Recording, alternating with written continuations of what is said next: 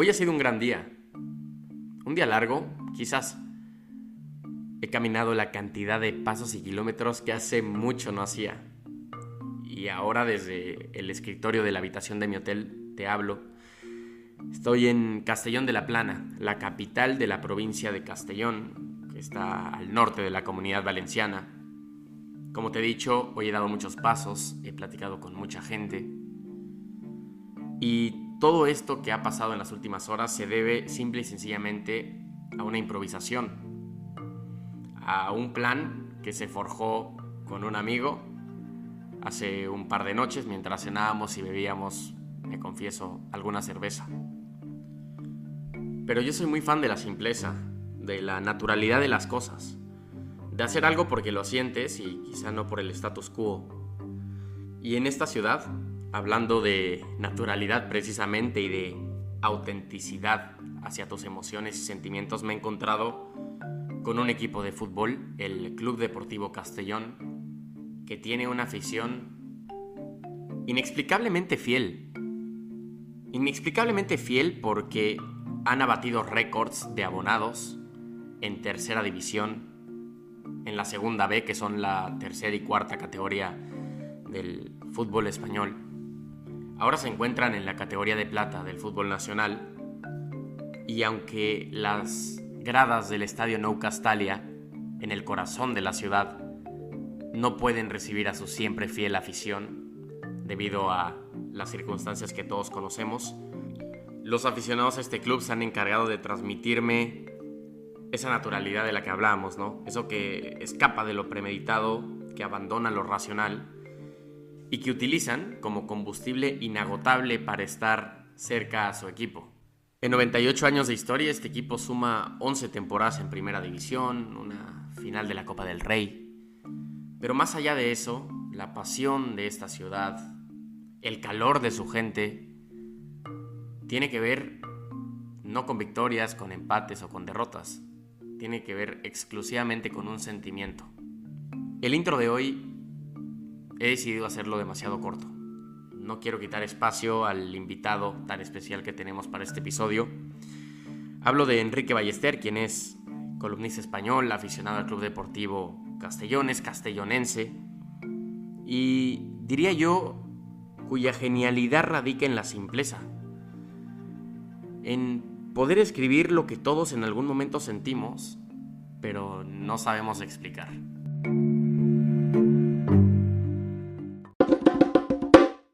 Estamos ahora con Enrique Ballester, quien escribe para el diario El Mediterráneo, también una columna semanal para El Periódico, así como colaborador en El Día Después de Movistar Plus, en la revista Libero, entre otros medios.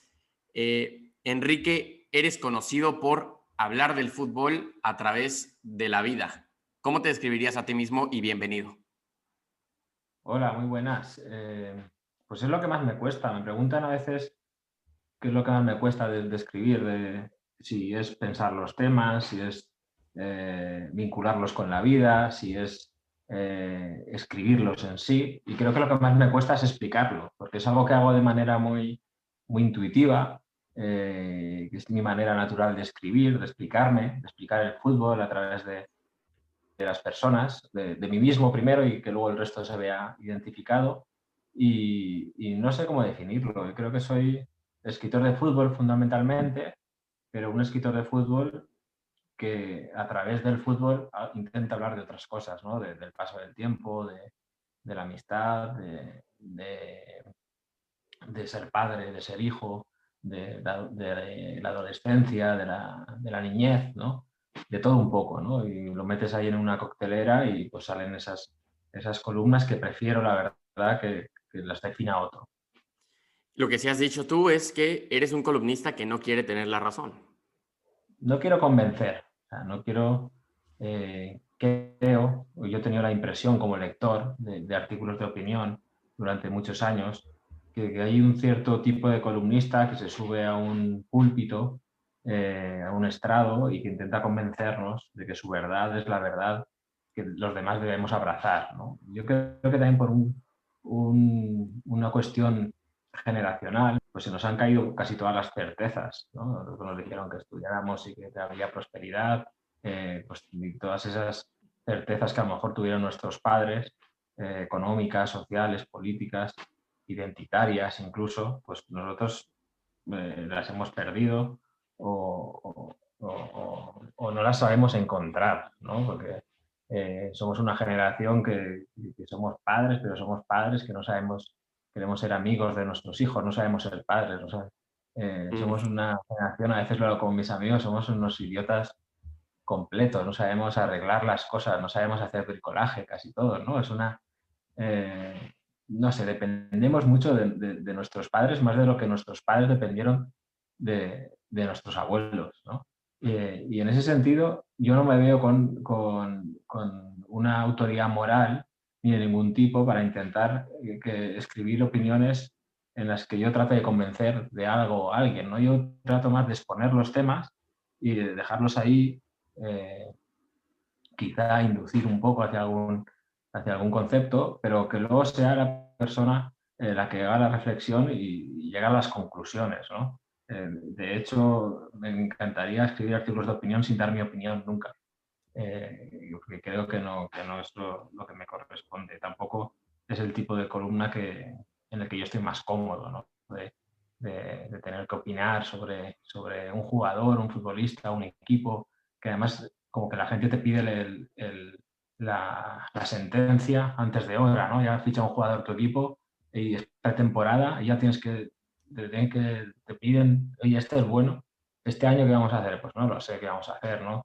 Déjame ver en noviembre, a lo mejor ya sé que si ese delantero vale o no vale, pero la gente quiere todo rápido y todo bien y así no puede ser, ¿no? Yo abogo un poco más por un periodismo más de cocción lenta. Este fin de semana lo he pasado en Castellón, conociendo la ciudad, el equipo, las instalaciones, platicando con la gente y lo redondeo ahora platicando contigo. Y te digo esto porque entrelazándolo, ¿no? Con cómo te describirías como periodista, si algo tenemos claro que como periodista, y me atrevería a decir, quizá no me corresponde como persona, es imposible concebirte sin la presencia del Club Deportivo Castellón. Primero te preguntaría, ¿cómo llevas la victoria del Castellón esta noche? 6 partidos antes los habían perdido todos. Sí, era necesario, ¿no? Este año está pasando lo que hablaba antes, ¿no? De que la gente necesita novedad, necesita siempre algo nuevo con lo que ilusionarse. El Castellón subió este año de Segunda B a Segunda División. Empezó la liga jugando con el bloque que había conseguido el ascenso, ¿no? El primer partido creo que son 9 de los titulares, 9 de los 11 estaban en la temporada anterior, ¿no? El equipo empezó bastante bien, hizo 8 puntos de 12, pero enseguida había como una necesidad colectiva, yo creo, de pedir que jueguen los nuevos, que jueguen los fichajes, seguro que son mejores, ¿no? Y no sé si es casualidad o no, porque nunca se sabe, pero cuanto más nuevos jugaban, peores habían sido los resultados. Y hoy, pues prácticamente han sido los del año pasado, saliendo del banquillo bien como titulares, los que han ganado el partido hoy, ¿no? Que a veces te hace pensar jugadores que habían estado en tercera, varios de ellos, que luego dan un rendimiento en el fútbol profesional que dices, pues a lo mejor esta gente no llega al fútbol profesional no por una cuestión únicamente futbolística, ¿no? Que en el fútbol influyen más factores a veces que se nos escapan, de la fortuna, el momento, el representante que tengas o lo que sea, o los contactos que tengas.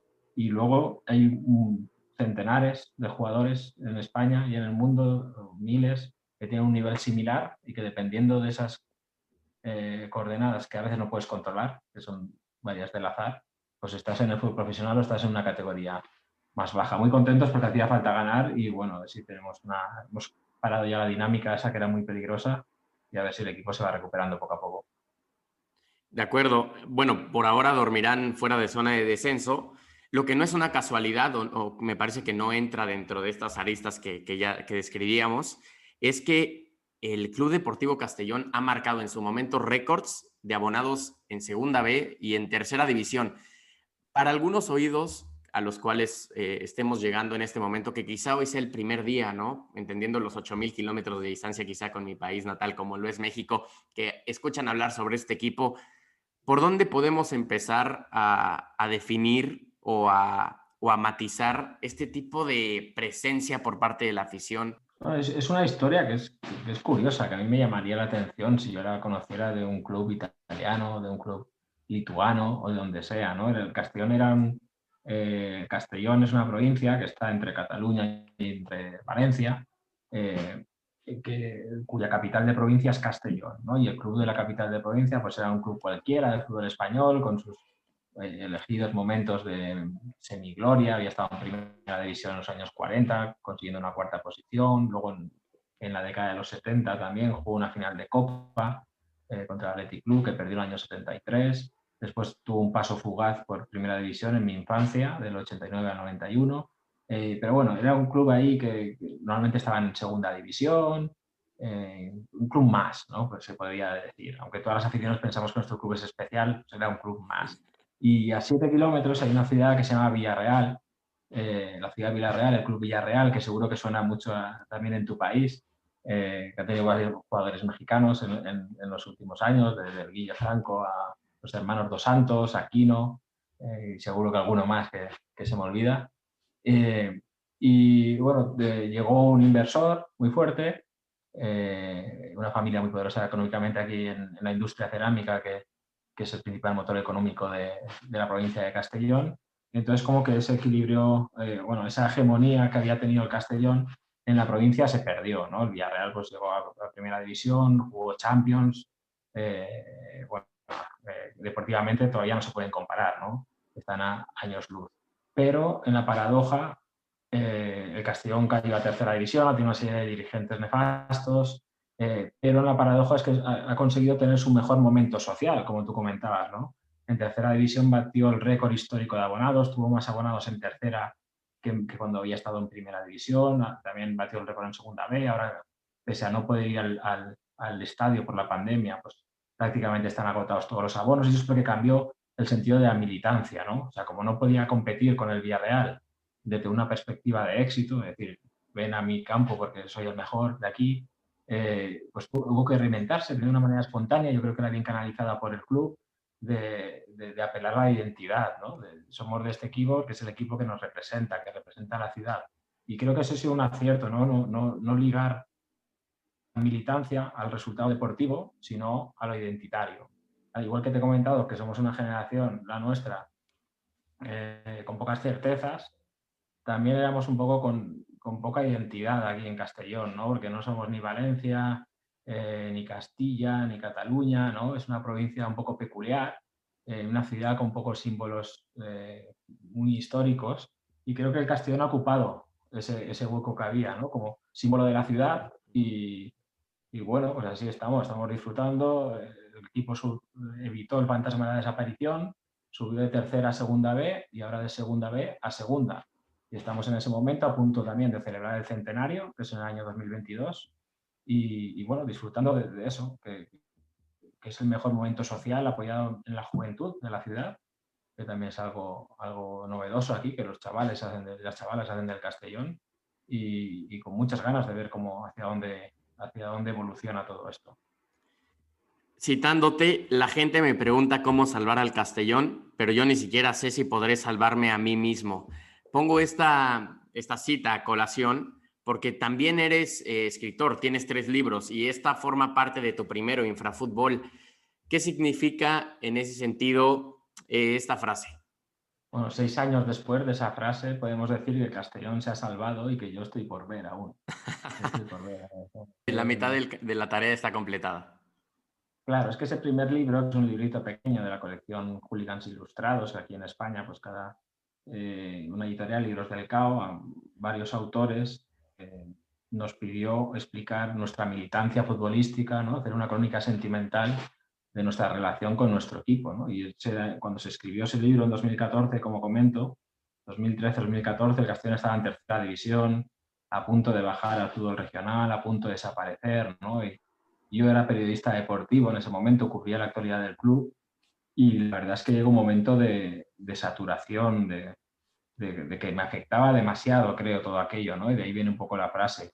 La gente preguntaba qué va a pasar con el Castellón, cómo lo vamos a salvar. Y yo ni siquiera sabía qué iba a pasar conmigo, si iba a poder, iba a poder soportar todo eso.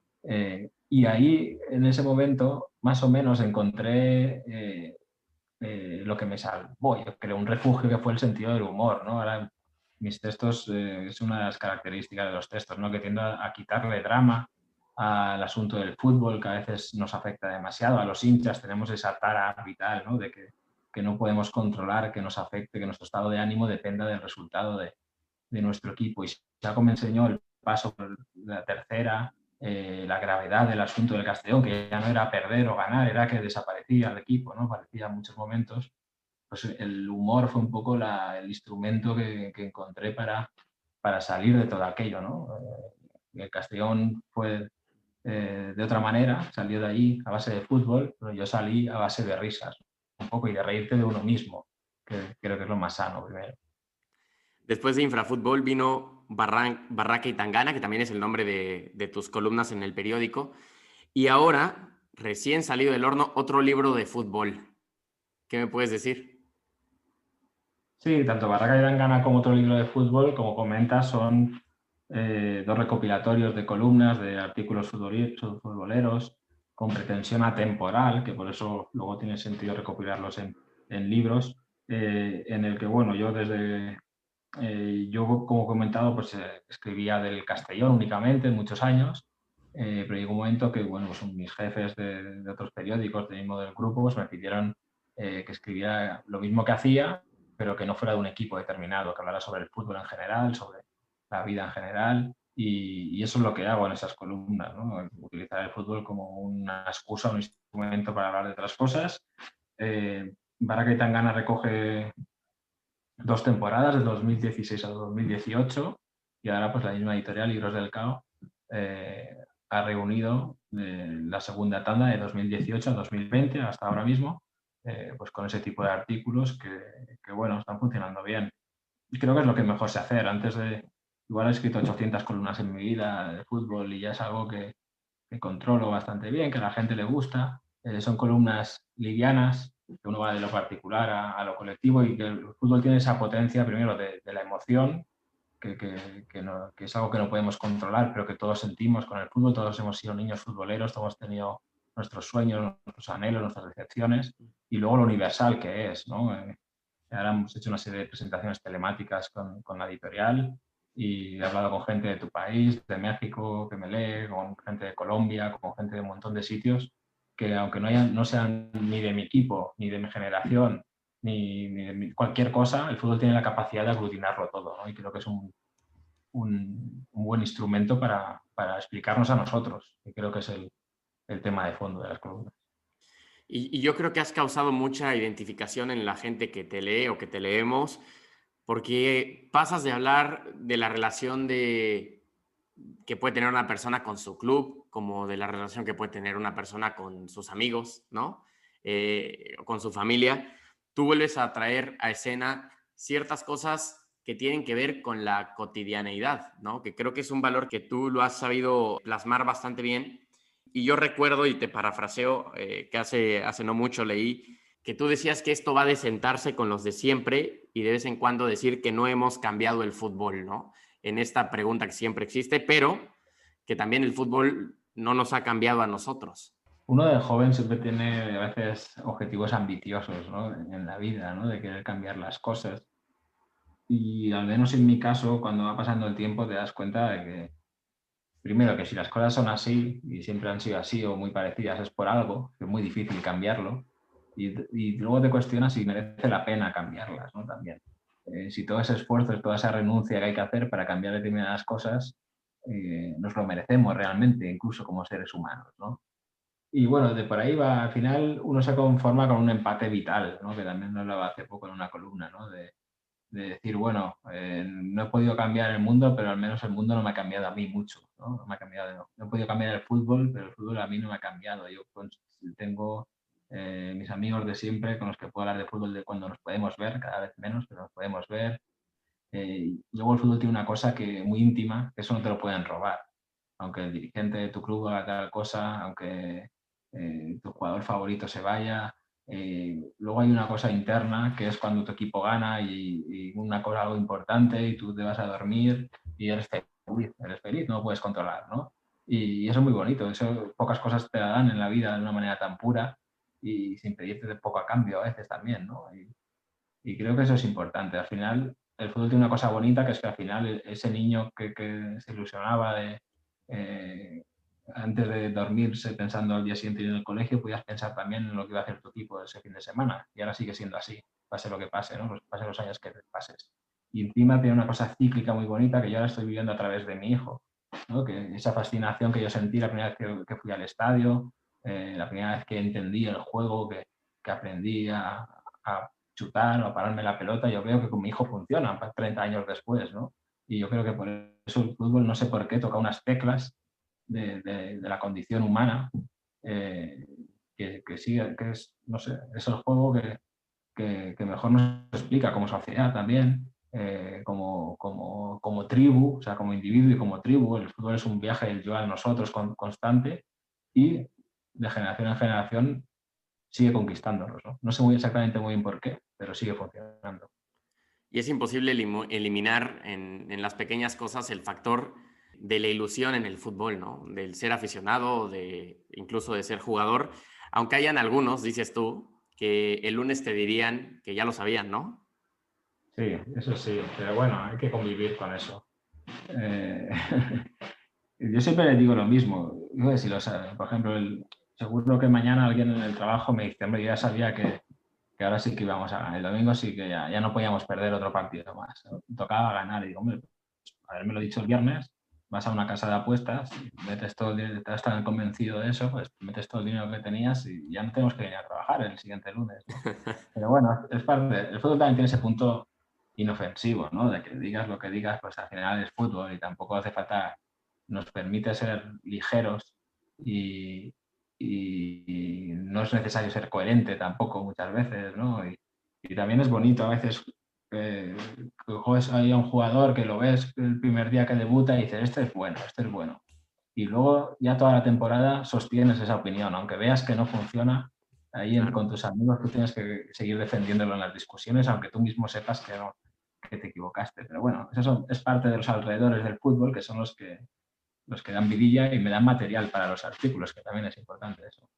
Y también saliéndonos un poquito de lo que es Enrique Ballester y de lo que es el Club Deportivo Castellón, ¿cómo ves la temporada en Primera División en España ahora que hubo este parón y que Winter is coming y tú dices que la liga empieza cuando hay que ponerse el abrigo e ir al estadio? En este momento, lamentablemente, todos en casa.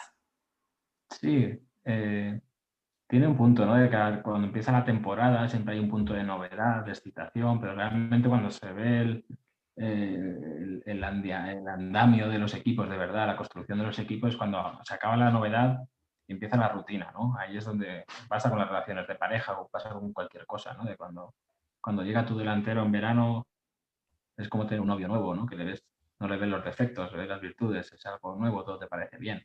Y luego ya con el paso del tiempo empiezas a ver los defectos. Este año en España pues veo una liga muy abierta porque el Barça está gestionando un año de transición hacia no sabemos qué, porque todo dependerá de la decisión que tome Messi durante el año, de qué pase en el proceso electoral que habrá. Y eso ha coincidido con un momento del Madrid también en el que digamos que la prioridad económica no está siendo la deportiva, porque está en el momento del nuevo estadio, nos está haciendo grandes fichajes, ha coincidido con la pandemia, que ha condicionado mucho el mercado, ¿no? De este verano. Y entonces la veo súper abierta para que equipos no solo el Atlético de Madrid o el Sevilla, hay equipos ahí que ni siquiera a lo mejor se podían plantear pelear por el campeonato y es muy pronto, pero yo veo la liga muy abierta. Hay equipos que juegan muy bien, que pueden ganar a cualquiera. Estoy pensando en la Real Sociedad, estoy pensando en el Villarreal también incluso, eh, aparte de los cuatro que están en Champions, ¿no? Una liga bonita, yo creo que va a ser una liga bonita. Quizá no de un gran nivel de juego, pero sí que va a ser muy emocionante seguro hasta el final y con un punto de incógnita a la que se suma la incógnita de que ya no solo son las lesiones clásicas, ¿no? Por ejemplo, hemos visto la última jornada del Madrid que ha estado muy condicionado por los positivos de coronavirus también, ¿no? Entonces, es difícil hacer pronóstico, pero creo que va a ser una liga igualada y muy abierta. Lo que nos quedará por siempre, ¿no? En la pupila es pues una liga hasta cierto punto muy sola, ¿no? En primera instancia, una liga sin afición, un tanto cuanto fría en ese sentido, estrictamente hablando. Y lo saco a colación para volver a tu terreno personal. ¿Cómo has llevado, qué aprendizaje te has llevado de este año tan sui generis y de la pandemia? Bueno, por una parte me he dado cuenta que el fútbol lo necesito más de lo que pensaba. Que de alguna manera me ordena la vida, me ordena la rutina, canaliza mis ansiedades, ¿no? El fútbol las libera cuando había, ¿no? Cuando dejó de haber partidos, a veces no echaba tanto de menos el partido en sí, sino la posibilidad de ilusionarme con mi equipo, ¿no? Con lo que iba a hacer mi equipo esa semana, con lo que iba a hacer a final de temporada, porque por ejemplo en el caso del Castellón no sabíamos si iba a haber playoff de ascenso, si se iba a jugar, si no se iba a jugar, si se jugarían aquí o en otro sitio. O sea, como que en tu vida pueden haber muchas incertidumbres, pero estaba la certeza del fútbol, por lo menos. Esa certeza también se nos evaporó de repente, ¿no? Y bueno, te das cuenta de que obviamente pasaban cosas mucho más graves y mucho más importantes, pero que también el fútbol tenía su importancia, ¿no? Y también eh, hay una cierta tendencia en el mundo occidental, por lo menos, en los países en los que nos gusta el fútbol, por lo menos, a culpar al fútbol de muchas cosas, ¿no? De todos los males de la sociedad. Y vimos que se había acabado el fútbol, pero no se habían acabado los males, ¿no? Entonces ya ahora podemos mantener el fútbol sin que nos culpen de todo, ¿no? A veces. Fue una situación tan extraña que era como que no se podía planificar nada, había que ir día a día, había que aplicar la máxima, ¿no? Del partido a partido en el día a día, ¿no? Y aún estamos un poco en esa misma situación, ¿no? A 2 años del centenario, cuando estás a punto de dormir y le das vueltas a la cama, ¿qué te hace pensar el hecho de hilar la idea de los 100 años del Club Deportivo Castellón con estar en la primera división? O sea, sería fantástico, evidentemente. Pero yo creo que ya llegar a los 100 años es una victoria, una gran victoria para el Castellón, porque de verdad que se estuvo muy cerca de desaparecer. Hubo incluso el poder político, llegó un momento en el que tanteó para hacer desaparecer el club y refundar un club nuevo. O sea, y haber llegado a los 100 años en una ciudad que, como he comentado antes, no hay muchas instituciones centenarias, habiendo mantenido el nombre, el escudo, la camiseta, el himno. Eso es una gran victoria ya para el Castellón, aunque esté en segunda. Esperemos que no baje, que segunda B, pero ya estar en el fútbol profesional en España, que son los dos primeros niveles, eh, es sobresaliente. Si ya se sube, que este año no creo, o a lo mejor el siguiente, pues ya sería, ya me podría morir tranquilo en ese sentido futbolístico, creo. Bueno, Enrique, pues muchas gracias. Hay que festejar las pequeñas victorias, incluso uno que otro empate. Ha sido un placer platicar contigo. Muchas gracias por, ya te lo decía antes de entrar al aire, por aceptarme la invitación, platicarnos un poco sobre Castellón, sobre ti, el periodismo, tus libros, la vida, un poco de lo que haces diariamente. Ahora reflejado en una charla para este podcast. Enrique, muchísimas gracias. El placer ha sido mío, muchas gracias. Hasta la próxima. Soy Juanjo Rueda y esto ha sido Balón al Hombro. Chao.